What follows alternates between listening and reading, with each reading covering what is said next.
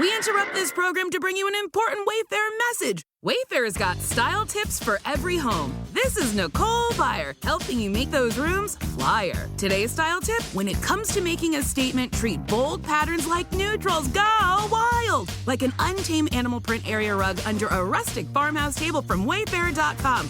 Ooh, fierce! This has been your Wayfair style tip to keep those interiors superior. Wayfair, every style, every home.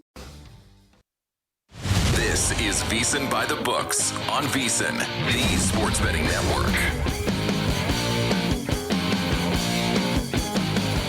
We begin the Friday edition VSiN By The Books. I'm Dave Ross here in downtown Las Vegas at Circus Sports. He's our closer, Jensen Lewis, back home in Cleveland, Ohio. Boy, do we have a show today here on a Friday, Jensen. We're going to catch up with our guy Thomas Gable there on the East Coast at the Borgata. He'll join us later on this hour. Lou Finicaro and JD, Jonathan Davis, will be coming up in hour number 3. Lou's going to help break down a very intriguing UFC Fight Night card this weekend, and it's getting wild and woolly on the ice. JD's going to help us break all that down. Some teams moving on, some teams still trying to close out first-round series. And John Condit is going to join us in hour number 2 here in studio, Jensen. And for those who are not aware of who John is, he's one of the last guys to talk to Pete Rose before he passed away. He's working on a very special project, and we're going to have access, Jensen, today to some sound from Pete before he passed away that's never been heard before about his thoughts on modern-day gambling in sports. So we all know the backstory of Pete. It's going to be fascinating to hear it from John, who was speaking to Pete shortly before his passing. So, Jensen, we've got a great Friday lined up, my friend. Incredible, and really excited to get that insight and just kind of how those thoughts were from maybe the most polarizing guy right now, especially in baseball circles. But the hit king is the hit king for a reason. Anxious to also jump into what was just yet another wild night, my friend, on the ice, on the court. Dear Lord, I don't know. I know we've been joking about this. Hey, who's got the better postseason thus far? It's nice to know we have a competition and it's not just one-sided. That's the good part about it. Yeah, well said. I'm right there with you. I kept flipping around, and it was fantastic last night watching what was going on in Detroit and, what's going on the ice, and it's back and forth in these games. And Stormy Bonantoni on the call for ESPN, doing a great job with the Wild and the Vegas Golden Knights last night. So without further ado, let's get to it. Our highlights and headlines. Help your bottom line with today's highlights and headlines. I still don't know really, truly what to make of what we saw in Detroit last night, because I kept thinking, this thing is done. It's the Knicks. They got a double-digit lead. You kind of midway through the fourth quarter, and then all of a sudden you get this massive run by the Pistons, and they go up 7 with 3 to go, and you're going, well, now we're going back to the Garden. And then the Knicks close it out on an 11-1 run, highlighted by a Jalen Brunson top-of-the-key 3, 116-113, and it's all over, and the Knicks going to move on now to the second round of the Eastern semis. Jensen, it felt like 3 different games in the fourth quarter alone. It's a great way to put it. And just if you went quarter by quarter, you had each team outscoring the other. The difference or differential was double digits in each one. So you saw the Knicks get out. And what did we say yesterday? If you're New York, that sense of urgency had to be there the same way it was for the Rockets. And, also thinking about what it would mean to try and take Detroit's crowd out of it. You're up 14 after 1. Then you lay an egg and, Detroit outscores you by 16 to get into halftime. Then you come out of half, and it's almost deja vu of what happened in the first quarter. Then here we go in Detroit. You were texting me with minutes to go, like, hey, Pistons are going to do it. I'm like, all right, every time I turn them on, something bad happens. So I didn't do it. But of course, something bad happens. How about Jalen Brunson, though? And we said it also, too, just the overall dynamic, right? If you're New York, you got to end it now because Boston has had the extra rest. You do not need to expend more resources going back. We know anything can happen in a game 7, and all the pressure would be on the Knicks. So job well done. And Jalen Brunson, he's a dude, man. That was stone cold all the way down into the fourth quarter. And with that shot with seconds to go, incredible finish for the Knick leader. Absolutely. And what was incredible was when I texted you that was when they tied it. Yeah. And they hadn't even taken the lead yet. It's like I was stunned they came back from double digits to get it even and to even have a game. And then they score the next 7, and you're going, oh, my goodness, they're running away with this thing. And it did kind of take me a little bit back to Steve Kerr when his guys and his backups got it to within 13 with about 5 minutes to go. And he just kept surrendering the white flag. And I kept watching this game in particular. I know every game is different here a little bit, and I kept thinking, boy, this is why you never give up on a game. It's certainly in the playoffs. I just don't know that you can punt a double-digit lead because we just saw one evaporate from the Knicks, and then they not only do they give up that lead, but then they go down 7, and then they come back with an 11-1 run. So these wild runs back forth in the fourth quarter. Could you imagine the plus money you could have gotten if you had taken the Pistons when they were down, 13 in the fourth? Yeah. And then you could have taken the Knicks when they were down 7 in the fourth? I mean, you just kept up stacking plus money, and it wouldn't have mattered who came out on top because that's how wild those swings were. Yeah, arbitrage left, right, center, man. You would have been in the green no matter what. I think honestly, though, a real testament, right, to where Tom Thibodeau. It was a thought and a narrative we had entering yesterday at the end of our show. How much do you push the starters to try and get it through? And if they don't come out the way they do in that third quarter, Dave, this could have been very Steve Kerr-esque, where it's like, okay. We're gonna take our elimination game back home and we'll see what happens there. But first of all, tip of the cap to the Pistons. They have taken a massive step forward. They are going to be alive and well heading into next year, knowing the situation in Milwaukee with Lillard. They've got no cap space there for the Bucks. So the Pistons are here to stay. They'll be a top 4 team in the East next year. You mentioned it there. 40 points for Brunson, 15 to 33 shooting. Think about that. Wow. And Cade Cunningham, he was good. 23, 9 of 22 though, 23 points there. And in that 11-1 run by the Knicks down the stretch, he missed 2 left-handed layups going to the rack. And, kind of summarize it very easily. He is a star in the making, but Brunson was the star of stars. So still the best player on the floor at the end of the game was Brunson to lead that wild comeback late here. But you're right. I do feel like, are they OKC light in Detroit? Will you use this kind of as a learning curve here? Potentially, because I think they're kicking themselves if you gave them truth serum today that they're not moving on or at least moving back to New York, because could have made the very clear case that they were the better team this series, and yet they're out in 6. Speaking of out in 6, Ottawa is out in 6. The Maple Leafs move on. Max Pacioretty. Oh, my goodness. You talk about bing bang. All of a sudden, Ottawa ties it, and you're going, oh, here we go. 2-2 in the third. This is going to be, we all know what's going to happen. And not even, about a minute and a half later after Ottawa ties it, 6 minutes to go in regulation, it's Pacioretty right in front, puts Toronto ahead. They would add another one there to get a 4-2 win in Ottawa and move on to take on the Florida Panthers now. It was interesting to watch some of my Toronto faithful, some of them saying now the playoffs begin. They're not even counting this as exercising the demons, Jensen, of finally getting that, 1-13 now. Hey, 2. You can add a 2 to it in an elimination game. Should they not be able to breathe a sigh of relief a little bit today? That's the whole thing. What did you say? You said you'd be more shocked if the series ended when we started the show today than if it did have to go back for Game 7. First of all, you can't have it both ways, Maple Leaf fans. You guys were wanting to disown your franchise. That's it. You were out. When they lost the back-to-back games in the elimination scenario, and then all of a sudden, now the playoffs start. Sure. Okay. Yeah. You had a lot of people there that were saying, Ottawa's going to win. It's going to come back for a Game 7. This is just how it's going to be. Shout out to Maestro. Mike Palm called it yesterday on with us. He said he was taking the Leafs. As you said, he's a braver man than either you or I were. It's you've seen this movie before too many times, but credit where it's due.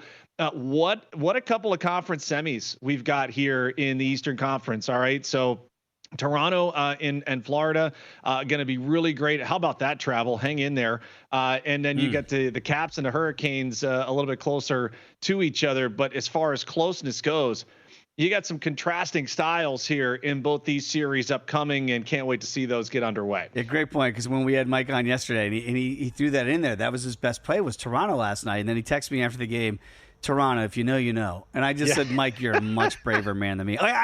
There's no way I enjoyed watching the game, but I couldn't bet to know that they're going to be able to exercise that in the third, and especially when Ottawa tied it up. And if you watch the way Ottawa tied it up, they had a power play. It was one of the worst power plays I've seen. Toronto had more chances, with the man down than Ottawa did. And then somehow, as the penalty's expiring, you kind of get one, you throw it, it goes off his head, and you're going, oh, you've got to be kidding me. This is the way Ottawa's going to tie this thing up. And for Pacioretty to be able to and really just calm those nerves, so not enough time elapsed to really let that sink in. And then it was the Ottawa fan faithful that was shocked. And then Toronto from there moving on with that 4-2 win. You also had Colorado last night against Dallas, and that was kind of a rocking chair 7-4 winner. It's not been a rocking chair anywhere with Colorado for me. So thank goodness the Avalanche do what I had expected them to do for a while here. And now that you've got this series where it was entering that night and seeing that the offense could finally come through, I think we appreciate more than anything that, this is an offense. And we mentioned with Edmonton and Edmonton, ends their series as well. But Dave, to know the firepower that you have for Colorado, that's what it should have been, right? So what a fascinating game we got tomorrow. Already a short favorite, minus $1.35 on the road. So anxious to see how that one plays out. But that's the offense I had been hoping for. Thank goodness it got across the line. Yeah, only 2 series left here, and both of those, of course, going to reside out west. We'll break those down when we come back here, talking about the Jets and the Blues, and certainly now the Avs and the Stars. That's going to go to a Game 7 back in Dallas on Saturday. All knotted up at 3. That's tomorrow. Boy, it feels like it just doesn't feel like it's tomorrow, but it is tomorrow. Right there with the way that series has gone back and forth. And again, how about Edmonton? Boy, called it at 0-2. Like, man, if there's ever a price point to hop in, you want to talk about FOMO of not playing. But this is why we talked about it and why we do this show is kind of workshop that. And we're going to do one of those later on in hour number 3 about golf as well. Even if you don't play it, we're trying to give you those actionable numbers. Edmonton moves on, winning 4 in a row. We'll break that down a little bit more in detail. Boy, we got a lot to get to. NBA, NHL, Major League Baseball, Kentucky Derby, Pete Rose exclusive, all of that coming up right here. It's VSiN by the Books.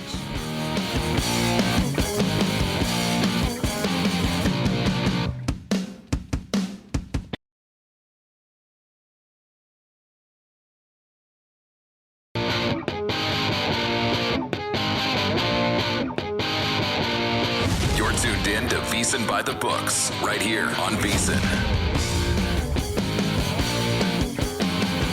We are back, VSiN by the Books, on this Friday edition of Dave Ross and Jensen Lewis here. Going to have Thomas Gable join us later on this hour from the Borgata there in the East Coast in Atlantic City. John Condit is going to join us in hour number 2 in studio, Ohio sports reporter, talking about Pete Rose. He's working on what should be a fascinating expose, if you will, and conversation that he had with Pete Rose before he passed away, and exclusive audio just conversation we've never heard before from Pete, talking about modern-day gambling in the sports world. And everybody knows the story of Pete Rose, the all-time Major League Baseball hits king, who's not in the Hall of Fame. We'll get Pete's thoughts right from his mouth about whether or not he wanted to be in. All those things. It's just wild, Jensen, because obviously Pete has moved on, and the conversation has carried on, in Pete's absence here. And it's going to be fascinating to talk to John about what really is what did Pete want? What did he really want?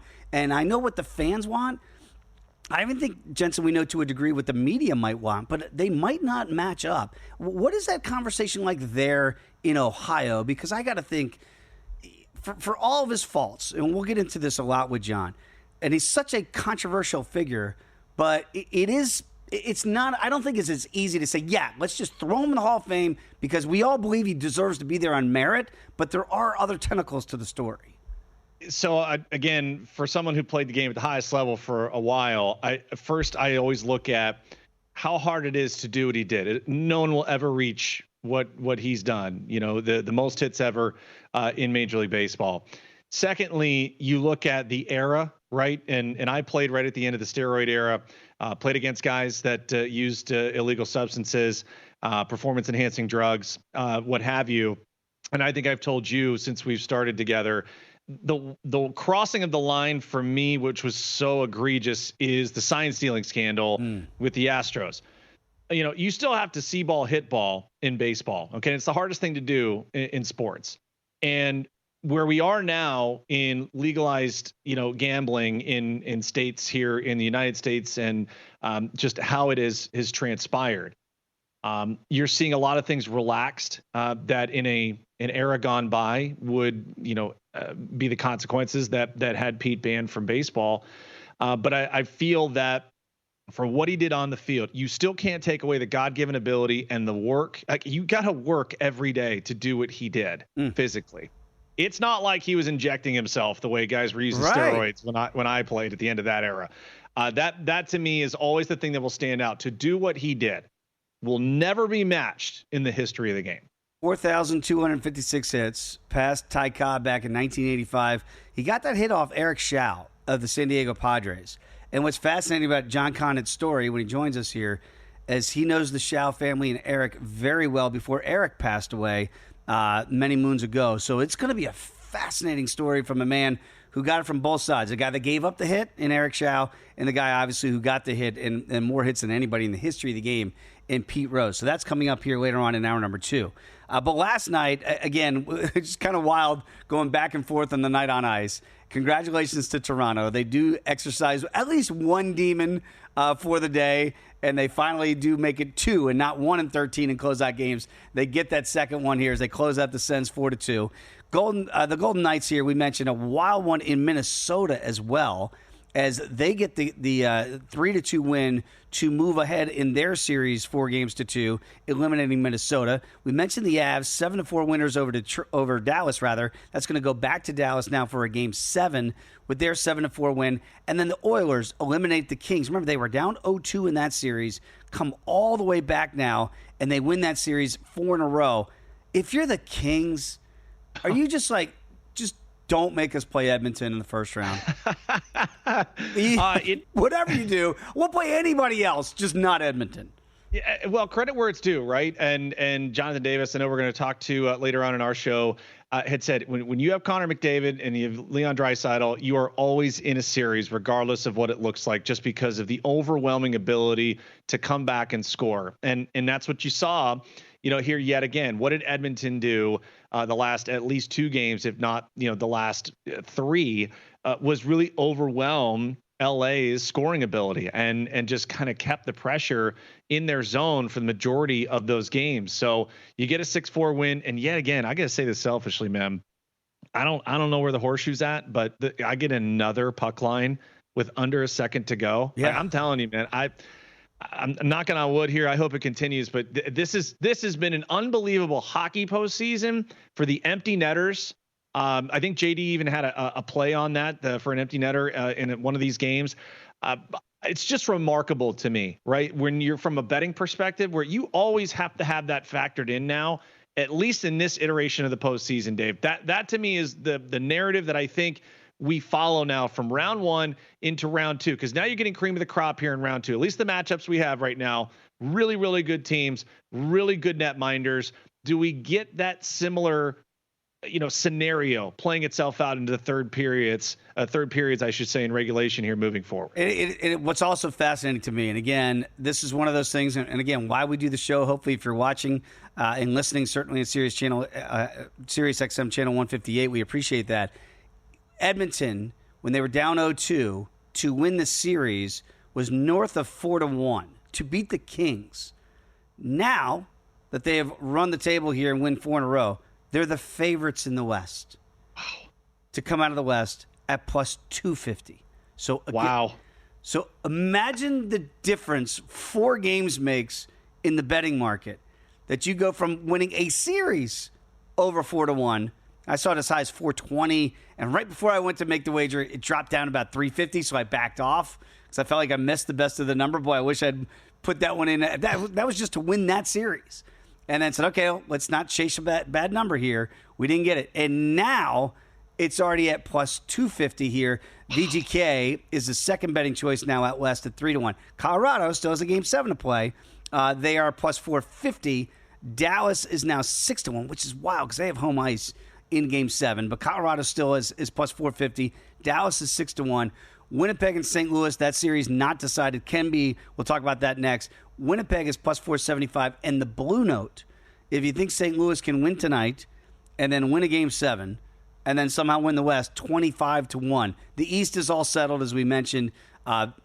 Florida is the shortest betting shot here at 2-1. Carolina plus 210. Maple Leafs plus 350. And your Washington Capitals, Jensen Lewis, at plus 450 right now to get out of the East. Back to the West here, my friend, with the Blues against the Jets. Blues small favorites tonight at home, but very, very tightly aligned, as you can imagine. Blues, I'm seeing minus $1.15, $1.05 here back on Winnipeg to get this done in St. Louis. Total there sitting at 5.5. I just mentioned the Blues are the last long shot. That's if you're looking for any real deep long shot here, it is St. Louis. Come down a little bit here, minus $1.12, and now Winnipeg is basically even money on the money line here. Puck line, you want to play at St. Louis, is plus 225. This feels like home ice. Unlike a lot of these other series, Jensen, it's mattered in this one. Are we getting a game 7 and back north of the border to Winnipeg? Yeah, we are. And I think it's by 2 or more goals. I'm going back to the well, baby. I locked in for VSiN Pro subscribers, just added it. I'll take the Blues minus or plus 225 on the puck line. So we're going to go right back to it. We're feeling good. We'll ride the highs. And honestly, also a play on the netminder, right? If Connor Hellebuyck shows me that he can do it on the road in a hostile environment, we heard Rachel Dory talk about, you think about the barns in the NHL that are most difficult to come and play in. We know there at the Enterprise Center, St. Louis is as tough as it gets. And so anxious to kind of see what that fervor is like. And is, as you like to say, is Connor Hellebuyck a little nervy here in the first 10 minutes? If the Blues get an early goal, keep the crowd into it. I do think the Blues force game 7, and we get a winner take all in that series. Do we look at Winnipeg at this point? Are they kind of like with a nervy goaltender here? We feel like it's the better team. But if your goaltender is got a little shaky there at the beginning, it's almost like Detroit in a way, like tough to close out. Like maybe the better team, make the argument Detroit was better than the Knicks, but didn't know how to close them out. But the Knicks obviously had the ultimate closer in Jalen Brunson. I don't know that St. Louis has got that equivalent, but is that the kind of the feel of like we're not quite sure how good Winnipeg is? We know they're good, but how good are they really? Because their goaltender can make them great. Exactly, and I think that's where you end up getting maybe confirmation, if you will. If Connor Hellebuyck comes out and is the best goaltender in the game, and what at least his regular season has shown, you come out and you put up a performance like that, then all of a sudden you look at these conference semis, whoever comes out of Stars Avalanche, and you feel a hell of a lot better if you're a Jets fan. It's going to be wild tonight. That's the only game on ice tonight, obviously, with the Eastern Conference semis all set up here. 2 more games to go, at least, to decide it in the West. Okay, right now, when you wake up, you should always check out VSiN.com. Make it part of your morning routine. When you do, you will get our Kentucky Derby betting guide. It's out there for VSiN Pro subscribers. And again, how about this deal? Not only do you get Greg Peterson's daily Major League Baseball picks, Dave Tooley has got you covered from Churchill Down picks for today, Zach Cohen with the NBA, JD on the ice, Steve Mackin, his analytics report, 14 months of VSiN Pro for only $199 when you use the promo code PRO. So go to VSiN.com/subscribe. Lock it in for a year and 2 months for only $199.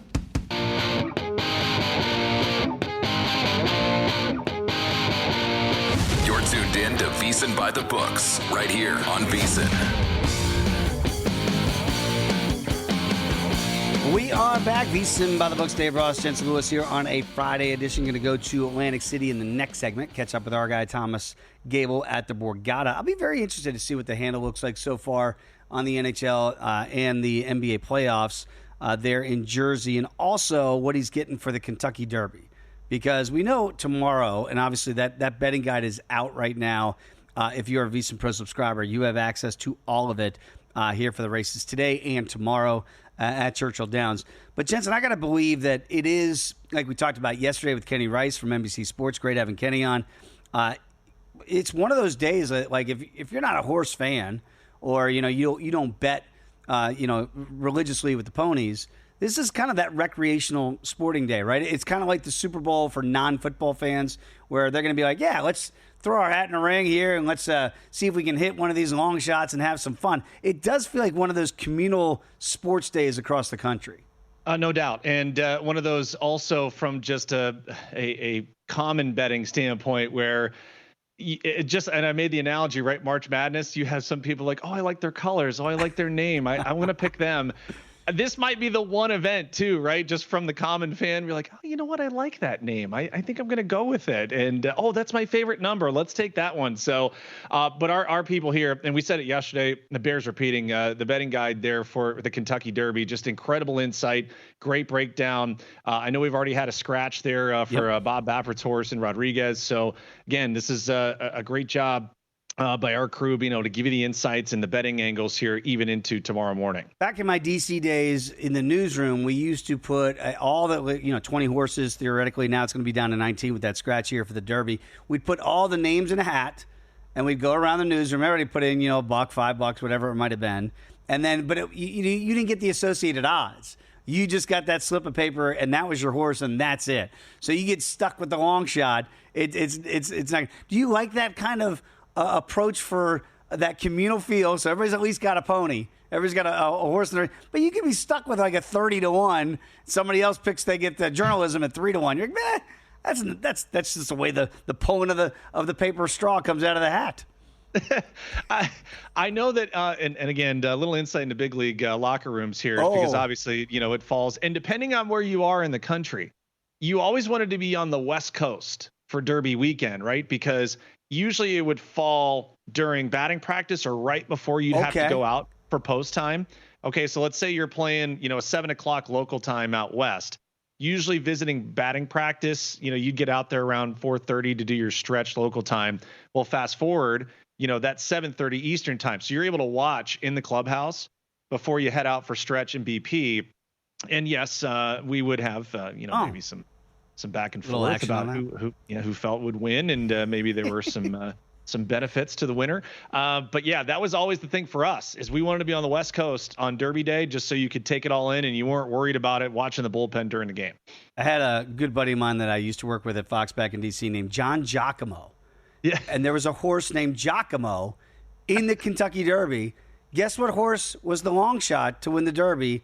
And what horse John Giacomo did not bet? Giacomo, his own namesake. He was going off at the longest odds that day, and I forever have said, how in the world did you not bet your namesake? If there was a horse named Jensen Lewis, we're betting Jensen Lewis, okay? Yeah. We're just going to do it. And then if he loses, so be it. But you have to bet your namesake. So any horse out there that happens to have your name, America, you need to bet that horse.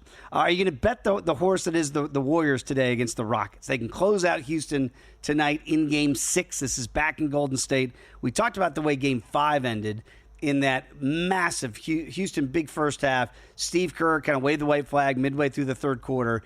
And then his backups, once down to, I think, as much as 31, cut it down to 13, missed a bunny at the rim, could have made it 11.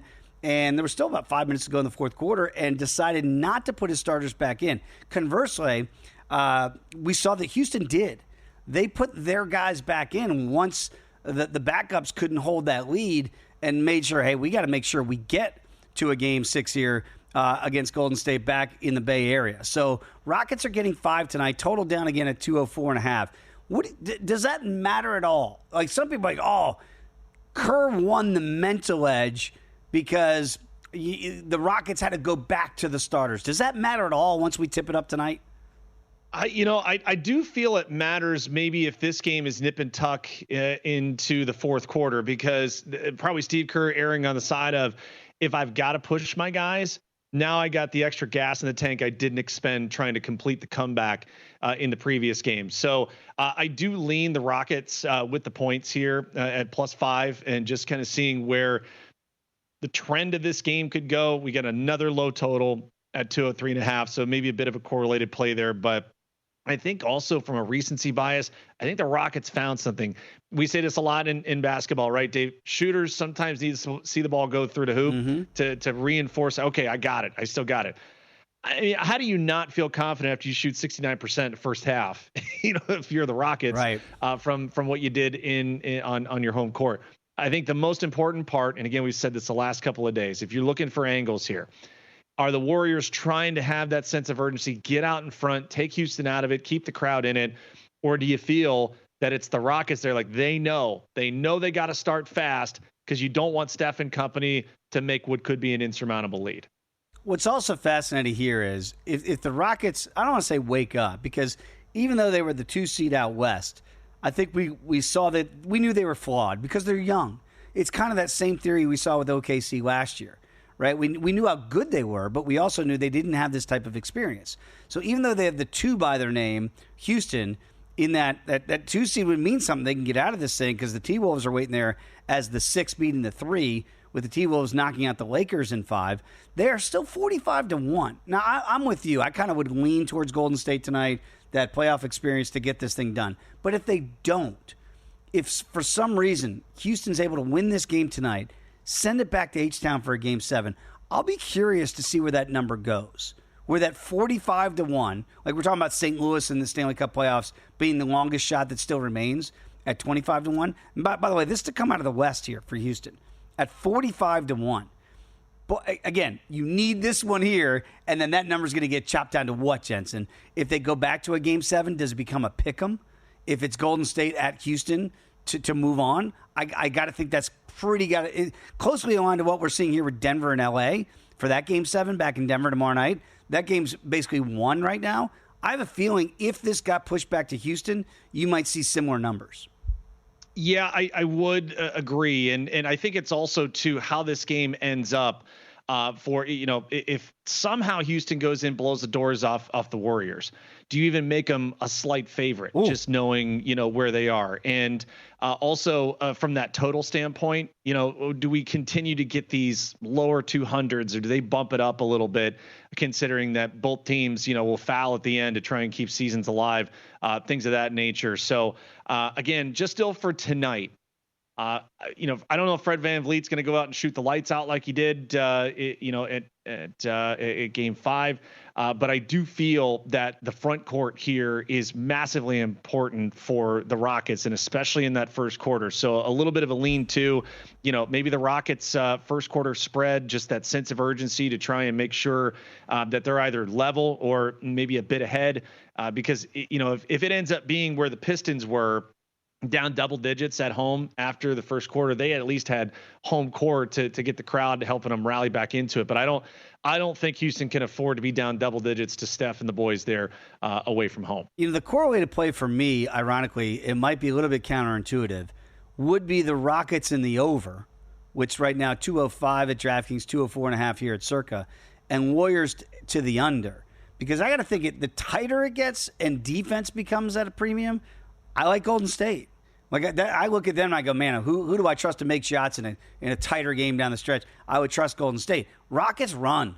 Like, use that young, youthful energy and run those old guys. That's the way I would look at it, right? Like, I'd want Houston to use that youth and experience and say, you guys can't hang with us. That's the way I would think it plays. Tomorrow night, very quickly, Jensen, the Clippers are 1-point favorites. 205 is that total in Denver. Any quick leans on a Saturday night Game 7 in Denver? Yeah, I would say the Nuggets, right? I mean, I would want to kind of side with the home here at no play, but certainly where that number is, and again realizing that the Clippers did what they did. I would rather have Jokic at home in getting a point. Maybe it's a point and a half. It could be very similar by the time we get to game time, what we saw with the Knicks and the Pistons last night. Yeah, and last night, by the way, with those 6-point winners for the Clippers, they don't cover the number depending on the number that you got. And remember, Denver's down 10 going to the fourth quarter last night. Yeah. They didn't waive it, you're right? They kept fighting there. So the fight got you the money. If you had Denver last night, didn't get you the win. There will be that Game 7 tomorrow night. By the way, you want to come out to Las Vegas, check out Circa behind me. It's fantastic. This is a really good deal, by the way. It's $400. And you go, well, what am I getting for $400? You're getting a 2-night stay here at Circa. That's going to include those resort fees and those taxes, and that's normally not cheap. $100 dining credit right then and there. $100 beverage credit. Get some drinks in Vegas. Tell me what they normally going to run you. A day bed at Stadium Swim.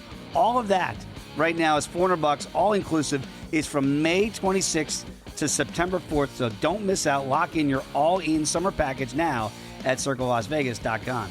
Going to Thomas Gable next in Atlantic City.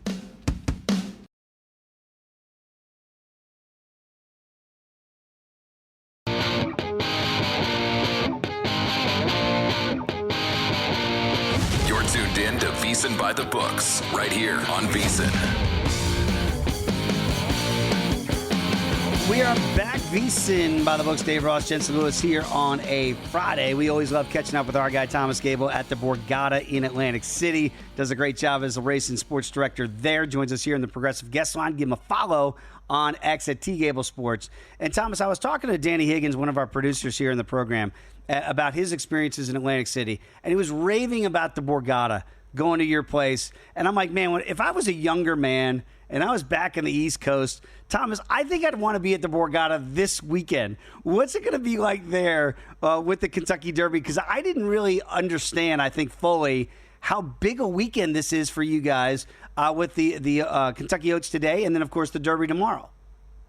Yeah, it's a huge weekend. It's probably, in terms of just volume of people that we have coming in, it certainly rivals Super Bowl and March Madness, and just in terms of volume that we do, it's pretty incredible. We open up the conference center for overflows, so that becomes its second race book with big screens and betting terminals in, and you just have people everywhere. And tomorrow is really it's crazy right from the get-go. As soon as you open the door, there's a line out the door to make their bets for the Derby. So, and it's really, I think the only comparison I can give in terms of sports, it's like the. Okay, I think we lost Thomas there, and Jensen, I was hanging on his every word of like, it's just like the blank. Because I didn't realize on the East Coast, right, even though I grew up on the East Coast, that this would be, as he said, maybe second to I think he was going to say Super Bowl, that this is like, that's how big this weekend is. And I'm sure here at Circa and in Las Vegas this weekend, it will be massive. And I've been here for Derby, and it's got that great communal feel that we talked about earlier in the program. But I didn't realize that transcended all the way across. I should have anticipated across the country here. But Jensen, it sounds like when you have the overflows going at the Borgata, it's going to be standing room only, man. Pretty remarkable. And considering kind of what we talked about, and I think we got TG back. TG, you were saying that this not only potential overflow for today and tomorrow, your crowd rivals the Super Bowl. From a handle standpoint, is it equal to that as well? It gets close. It gets close. It really does. And the Derby pool opened on Tuesday, so we're in the pari-mutuel pool. So that opened on Tuesday at noon. So we've been booking since Tuesday for the race, and you got some great contenders here, and it's going to be a lot of fun tomorrow, and just a lot of high volume. We'll see a lot of folks through the doors, and it's all about getting everybody in, getting their bets in before post time. Well, let's get to it here a little bit, TG, because I know journalism, 3-1 shot there. We did see that Bob Baffert's horse, Rodriguez, was scratched from this. What are you seeing right now in terms of wagers, and is all the action coming in on journalism? Yeah, so journalism, obviously, now 7-2, trained by Michael McCarthy, and his speed figures are among the best in the field. Well suited to race a mile and a quarter here, and jockey Umberto Rispoli, he's handled him well. Maybe if there's one concern about journalism, it's the size of the field. The Derby, 20 horses. Journalism is used to competing against small fields in California. We know sometimes the traffic in the Derby is too much to handle, but he drew a great post, the 8th post. And this horse just doesn't have a lot of question marks around him coming in. You mentioned Rodriguez getting scratched there last evening. One of two Bob Baffert horses. He still has Citizen Bull. But with Rodriguez out now, Baeza comes into the field. Flavian Pratt will jump from the 2-horse in onto the irons there on Baeza. And this is a horse that really a lot of horse bettors wanted to see in the field, and I think we'll be taking some money now that he has joined. He'll be out of the 20. He'll be number 21, but he'll be out of the 20 gate because everybody moves up one. But this is just he's again lightly raced, but did give journalism a little bit of a run there in the Santa Anita Derby. So I think a lot of people feel that Baez is kind of peaking at the right time. And while he didn't have enough points to get into the Derby initially, I think a lot of bettors wanted to see him in there. And now he gets his chance there. TG, from an exotic betting standpoint, I know I'll definitely have a little flutter there with maybe some exactas, a try, and a super. For people that are just jumping into these kinds of exotics, what will your anticipated liability be there? Because obviously you got to be able to get these things nailed.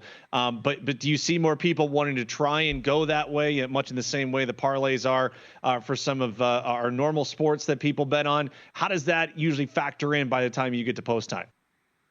Oh, yeah, the exotics are obviously very popular. I mean, that's where you can make some serious money, especially if you're putting in some longer shots that happen to come in. So if you're betting the tries or even the superfectas, the superfectas have been very rich in the Derby. And again, if you get a horse that's maybe 20 to 1 or 30 to 1, if you're using them in one of those positions and they get in there, that super or even a try is going to pay pretty well. So Final Gambit right now started 30 to 1 morning line down to 16 to 1 currently. That's going to be a horse I'm going to be using in some exotics. Winner of the Jeff Ruby Stakes at Turfway on an all-weather surface there. The Derby will actually be his first start on dirt, but recently the winner of the Jeff Ruby has had success in the Kentucky Derby. Rich Strike won it in 2022. Two Phils was the runner-up in the Derby, who I actually had bet that year. Also a previous winner of Jeff Ruby Stakes. And Final Gambit is a closer trained by Brad Cox. I'm not going to be playing him to win, but again, I'm going to be using him in some exotics. Should definitely include him with the price that you're. All right, I think we lost Thomas again. And boy, I had a great question too, Jensen, lined up. Can I ask you the question, Jensen? Sure. Because you know me, I'm a novice when it comes to horse racing, right? But when I see, obviously, Bob Baffert still has Citizen Bull there, and now with Rodriguez out, I do look at Dwayne Lucas too with American Promise as one of those longer shots. I'm just curious and I wanted to get TG's thoughts on it. Are people betting the trainer as much as they are the horse? Right? Because I would trust a Lucas horse and a Baffert horse knowing their track records at a place like the Kentucky Derby. Yeah, it certainly factors in. Brad Cox, a good one with Final Gambit there. And then also when you look down, of course, Dwayne Lucas with American Promise. I was scrolling down because off the top of my head, Kenny McPeak has rendered judgment. And remember, we heard Kenny yesterday talk about how that was more of a sentimental with Toby Keith and wanting that dream to be realized of him coming in. I think we have TG back one more time. All right, TG, I give you the floor. I know you were getting ready to answer and finish your answer there, but just those exotics I know have been ridiculous that people want to go for those astronomical payouts. Yeah, absolutely. And again, you have to kind of look at the odds here and include some of the horses that have some of the higher odds. Again, Final Gambit is a horse that I would be looking to use in some exotics, currently 16 to 1, winner of the Jeff Ruby Stakes at Turfway. Luxor Cafe, currently 13 to 1, one of two Japanese horses in the field. Japanese horses never really had success in the Derby until last year on Forever Young, lost by 2 noses. I had to take it on Forever Young last year. I remember that well. But Luxor Cafe, I think, is certainly worth a look on a 4-race win streak coming in here, and the son of the 2015 Triple Crown winner, American Pharaoh. So I think Luxor Cafe is certainly one that you can use. So if you're looking to play those trifectas and the superfectas, you got to look to include some with higher odds. That's really, really where you're going to start seeing those payouts increase if one of those horses come in. TG, only have about 30 seconds to go here. I was crestfallen. I know America was with the Lakers being knocked out. How about you guys there at the Borgata? Are you guys crying over LeBron's absence? Not crying as much as LeBron did on the court, but Listen, I mean, that was a good result in the series for us. People were betting the Lakers on the series price and certainly game to game. In the futures, we actually would have won to them in both the Western Conference and the NBA title. So we don't see as much Lakers money as Vegas typically does. So they were good results in the future book. But in terms of the actual series, they were getting bet in the series. So Minnesota there was certainly a good result for us. TG, enjoy the weekend, my friend. It's going to be great there at Atlantic City, right there at your establishment at the Borgata. We appreciate your time as always. All right. Thank you, guys. There he is, Thomas Gable. Give him a follow on X. Fantastic follow. T Gable Sports again for the Derby. If you're not at the Borgata, if you're not out at the Derby itself or here in Las Vegas, check out First Bet because you can bet on a number of races all across the country, and you can sign up today with a $200 sign-up bonus by using the promo code VSiN200. So check it out today. That's the #1stbet.com.